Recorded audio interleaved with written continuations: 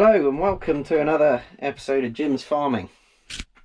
Currently just waiting for a couple of wagons to turn up to take our oilseed rape. You can see down there, down that in the back. So it'd be good to have that gone. Should have gone before now, but I think there's been a bit of trouble with transport and things like that. So it'd be good to have that out of the way, have a bit of space. We'll probably pop the combine up down there. Got some wheat there piled up. We are very full at the moment.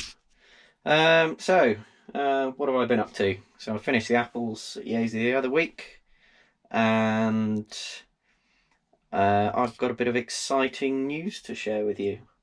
I'll come to that after I've got this loaded, and I'll see what has arrived on the farm just recently. Also show you a bit of an update on the oilseed rape and companion crops. It's looking pretty good. Set a bit of fertilizer and a nice bit of rain on it, so it's well away. It's also had a spray to take out the volunteer wheat and broad-leaved weeds. I don't know, I have trouble saying that. Bit of a tongue twister. Yeah, I was a bit concerned it might take out the buckwheat. If it did, it did. If it didn't and survived, great. It does seem to be standing it. But yeah, so got a video. I'll pop that up next. And also our ryegrass and clover mix that we planted to graze the sheep on in the winter. That's also had a little bit of nitrogen, and that has flown away. It's quite interesting. There's quite a lot of oilseed rape volunteers from a year before, so 2020 harvest. They've germinated and grown, so they must have just been dormant in the soil for a year. So that's quite interesting. But that's looking well. There's a few wheat volunteers in amongst it. But yeah, should be a nice bit of forage there for the sheep over winter. We've also been sorting out our ewes. Putting them to the ram, putting them with their boyfriends, sorting them out into little groups, and selling a few rams this week. Earlier on, Dad was in the market. It's been a bit of a nightmare with the fuel issues that are going on in the UK at the moment, but just about managing to keep things running. So there we go. I will catch up with you shortly as I get this loaded. Could do with a bit of rain. I did spray this a couple of days ago. There's a couple of herbicides, one for broadleaf weeds and another one to take out the volunteer wheat, which does look to be yellowing a bit. You can see here oilseed rape plants, buckwheat.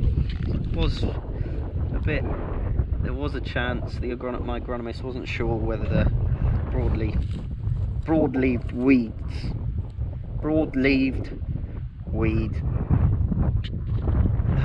herbicide would take out buckwheat, but still growing pretty well. Some of it's actually starting to come into flower, which is pretty cool. So that'll provide a bit of forage for insects and bees. See here some clover. It is very dry. Would really benefit from some rain, a bit of moisture down in, but yeah, a bit of a soak of rain. I think it'll be well away, but it does look like we're away from the slugs and the flea beetle. You can see some flea beetle damage here, some little holes in it, but there's good decent amount of rape here, looking pretty good.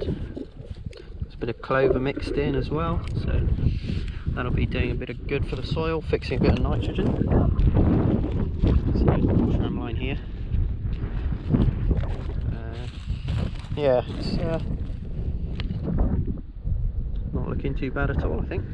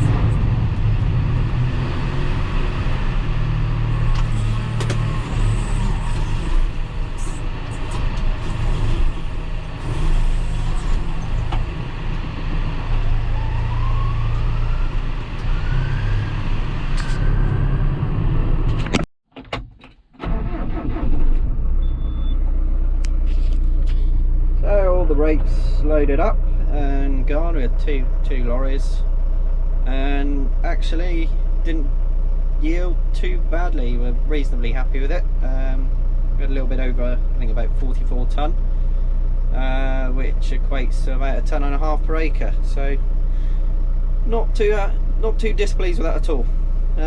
Just in the 6230, and I've got the plough on the back, pulled it out the nettles. We didn't use it at all last year, but we've had some pretty rubbish weather the last week.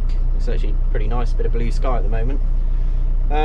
So yeah, looks like we're going to have to plough if it carries on like this, and we won't be able to get our cultivator in. So I did change a few parts on it the other day, but I'm just going to put a bit of hard facing on some of the plough points. They're not worn down to the extent where they need to be changed. We have got a spare set here that have been sat unused for a year, but yeah, just put a bit of hard facing or some hard facing welding rods and just run those over the points just to get a bit more life out of them. We normally put a bit of hard facing on. Whether it makes that much difference or not, I'm not sure, but it'll hopefully get a few more acres out of this. Wrong spanner.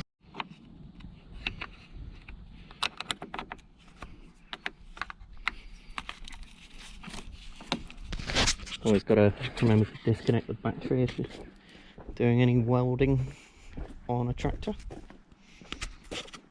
So what I'm going to do is just run a little bead probably across the tip, just to, and perhaps a bit on the front there, just to give it a bit more life.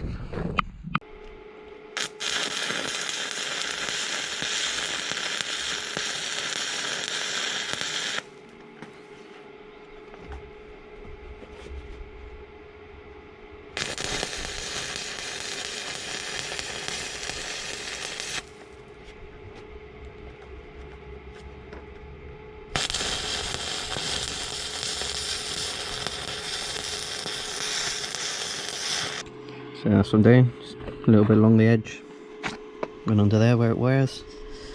Those that know better might tell me I'm doing it completely wrong, but if you want to offer any tips, feel free to leave a comment.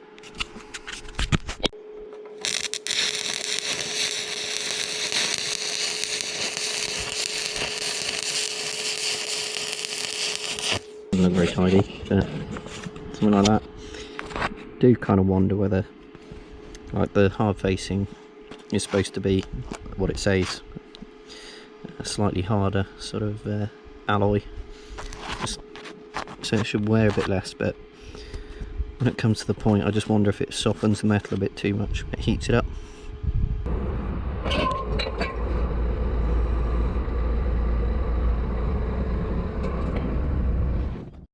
So I'm in one of our old cattle sheds, the sprayer parked up there, and here's the drill.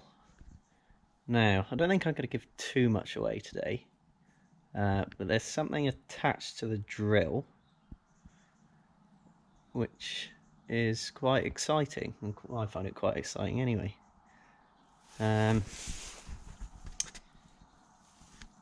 Yeah, so I'll perhaps give you a bit more of a clue.